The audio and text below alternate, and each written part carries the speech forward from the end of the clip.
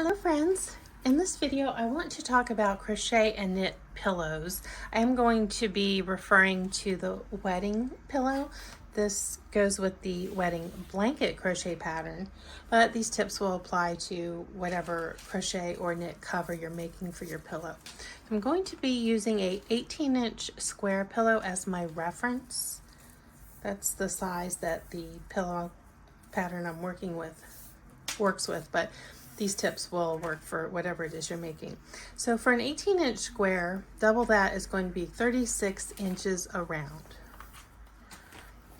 However, we do not want to make our pillow cover 36 inches around. There we go. Because it's going to look sad and flat. So you want to go smaller by about 2 inches. So here I'm at 34, and you see how that's cinching in both sides? That's going to give us a nice, fulsome, fluffy, inviting pillow look. So your starting chain or your cast on should be smaller, and also remember to stretch it, not to the point it's going to break, but to get it to where it's starting to cinch without looking like it's choking the pillow. So don't just loosely cast on and think that that's how it's going to look once you've worked it, because knit and crochet is stretchy. So for my pillow cover here, this is about 16 and a half. Let me see. And I'll show you an example of how this works. So I'm at 16 and a half. And as I pull it around to seam it, so this will fold over, come around to the bottom. You see I've got a gap at the bottom, and I just loosely have it like so. But when I seam it, it's going to come together and really hug that pillow nicely.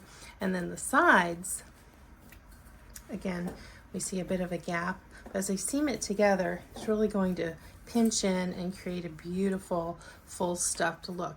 Now, if because your design that you're working is something that requires the correct multiples to make a pattern look a particular way, and I'll insert my Tranquil Waves pillow design, that's worked in increments of 5.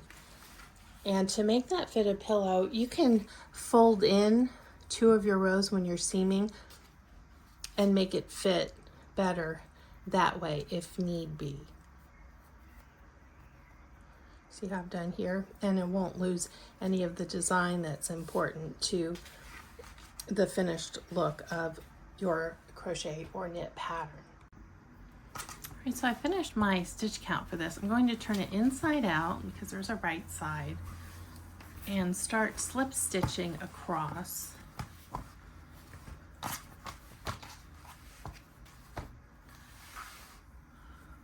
The base, and I'll do the sides last, although I don't think it matters. I'm just going to put my hook in and start evenly slip stitching to close up the pillow.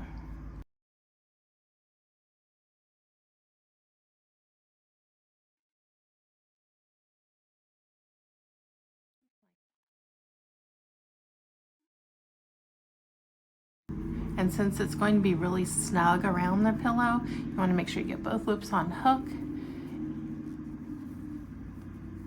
And we don't want any of that pillow peeking through.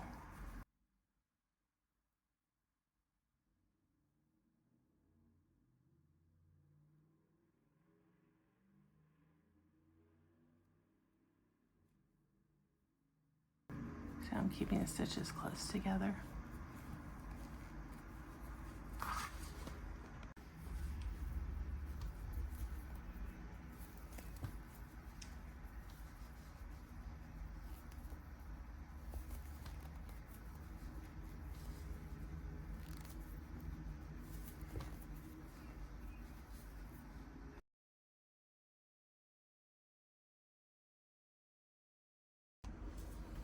Right, so I'm closing up my opposite end, and if I were to do a slip stitch to close it, that would create another ridge like this looks here, although this is not a slip stitch. I don't want that, because if you look at this end, see how it's just smooth and even? So what I'm doing is kind of a mattress stitch style here. So I'm working underneath the first two. Oops. It needs to be secure, so you don't want to just kind of hang on one loop, because it's a pillow that's going to fit very snugly. So other things you might be joining together won't be stretched quite as snugly as this. So don't work going over where you might whip stitch, but rather work under the two stitches, and then when you pull it snug, it will form a seam that will be relatively invisible. Just going back and forth under these top loops, bringing them together. And you see here when I pull snug, you can't really see the seam much. You can a little bit, but you know, it's much better than having a whole big ridge up here. And then the pillow is done.